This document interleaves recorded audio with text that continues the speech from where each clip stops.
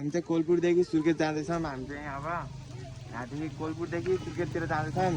अनि दाइ चाहिँ पेट्रोल हालेर आइसक्नु भयो बाइकमा। अब यतातिर दाइ हुनुहुन्छ, उतातिर दाइ हुनुहुन्छ, यता भाउजू हुनुहुन्छ, अनि यहाँ एमडी छ, अनि यतातिर चाहिँ म छु। अब हामी चाहिँ यहाँदेखि सुर्खेततर्फ लाग्यौँ। बाटोमा पानी पनि परिरहेको छ। कस्तो हुन्छ हेर्छु म टक्क लगाएर केटाहरूलाई। पुरा पानी परिरहेको है। ल हामी चाहिँ अहिले यहाँ टक्क लगाएर गाडी चाहिँ म चाहिँ चिसापानी पुलदेखि अगाडि पुगिरहेको छु। अनि दाइहरू चाहिँ पछाडि पछाडि आउँदै हुनुहुन्छ होइन, पछाडि पछाडि आउँदै हुनुहुन्छ। म चाहिँ अनि अगाडितर्फ लागिसकेको छु चिसापानीदेखि अगाडि सुर्खेततिर। अब टक्क लगाएर बाटोमा देखाउँछु पानी पहिरो गइरहेको छ होइन। अब भरक बनाइदिने मान्छे पछाडि कोही छैनन्, बस्ने मान्छे के गर्ने एक्लै बनाउनु पर्छ। ल बाटो अगाडि भेट्छ म केटाहरूसँग टक्क लगाएर गाइस। यतातिर चाहिँ दादाहरू आइसक्नु भएको छ। म चाहिँ यहाँ भलक बनाउँदै बस्दै थिएँ एकछिन टक्क लगाएर। यहाँ चाहिँ दाइहरू गइसक्नु भयो।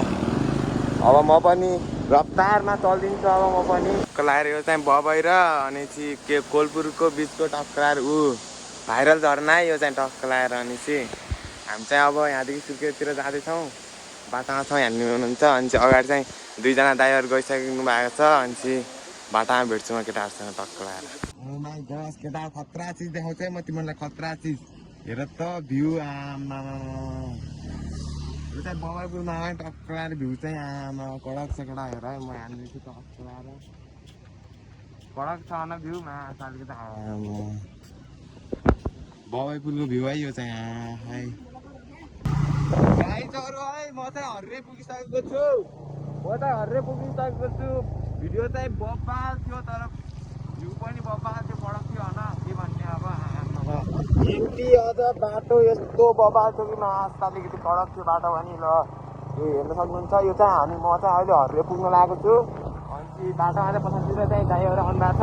अनि चाहिँ अगाडि चाहिँ एउटा दाइ गइसक्नु भएको छ। अनि चाहिँ म पनि अब रफ्तारमा जानुपर्ने हुन्छ।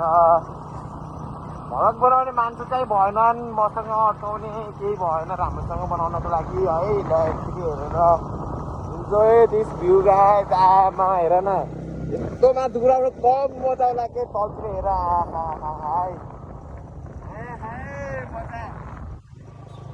भ्यू हेर न, भ्यू कम बबाल छ। कडक टक्क लगाएर दाइहरू चाहिँ अगाडि हुनुहुन्छ। अगाडि चाहिँ हर्रेको चेकपोस्ट छ। यो चाहिँ हर्रेदेखिको भ्यू है। उतातिर बब्बाल छ, डर लाग्दो थियो। यहाँदेखि तल गयो भने मान्छे टक्क लगाएर सफाप हुन्छन् मान्छे चाहिँ। अब चाहिँ हामी यहाँ चाहिँ अहिले बसिसकेको छ बहुत धेरै। अब सुर्खेततर्फ लाग्छौँ। अब चाहिँ यहाँदेखि यहाँनिर अगाडि चेकपोस्ट छ। हामी हर्रे पुगिसकेको छौँ टक्क लगाएर सुर्खेत बाटामा भेट्छु केटाहरूसँग। केटा स्वर्ग जान कहीँ जानु पर्दैन है, यहाँनिर आउने। अनि यहाँदेखि सिधै तल गयो भने सिधै स्वर्ग पुगिन्छ केटा। गाई भिडियो चाहिँ बब्बाल छ भलक चाहिँ। यो चाहिँ स्वर्ग जाने बाटो टक्क लगाएर कडक छ। यहाँदेखि भ्यू चाहिँ अनि चाहिँ अगाडि चाहिँ दाइहरू गर्दै हुनुहुन्छ। म चाहिँ यतातिर छु। यो चाहिँ भ्यू चाहिँ कडक बब्बाल छ। भ्यू चाहिँ बाटोमा भेट्छु केटाहरूसँग।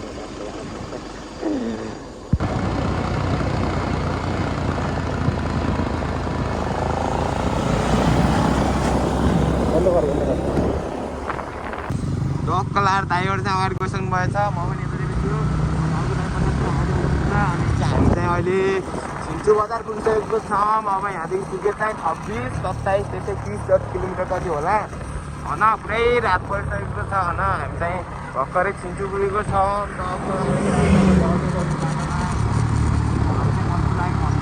कमेन्टमा लागेर एमपी छ होइन। मस्त त साउन्ड सुन्नु न, साउन्ड के तपाईँ एमपीको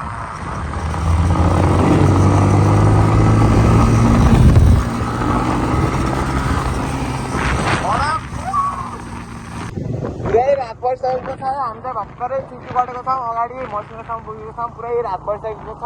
पछाडिदेखि चाहिँ गाडीले नाइट पानी आएको छ। अनि त्यही भएर मैले चाहिँ अगाडि देखिरहेको छ। गाडीहरू चाहिँ पछाडि हुनुहुँदो छ।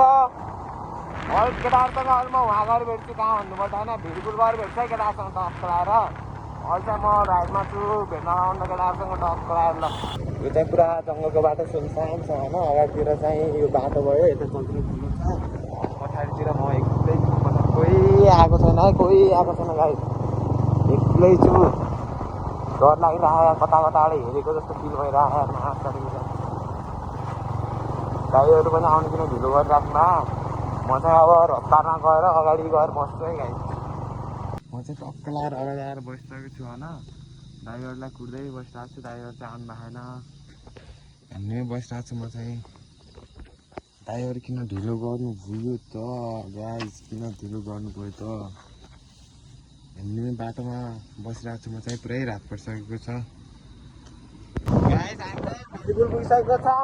दादाहरू चाहिँ अगाडि रफ्तारमा गइसक्नु भएको छ। म पनि रफ्तारमा अब भेरपुलदेखि टक्क लाएर सिधै अब सुर्खेत गएर भेट्छ केटा। यहाँ बाटोमा अब अँध्यारो पनि छ, रात परिसकेको छ, डर लागिरहेको टक्क लाएर बाटो। Guys we are now in Surkhet. Finally हामी चाहिँ सुर्खेत पुगिसकेको छौँ। हामी चाहिँ लटक सुर्खेतमा है, हामी चाहिँ सुर्खेतमा फाइनली। ड्राइभर अगाडि गइसक्नु भएको छ, म पनि जाँदैछु पछाडि पछाडि।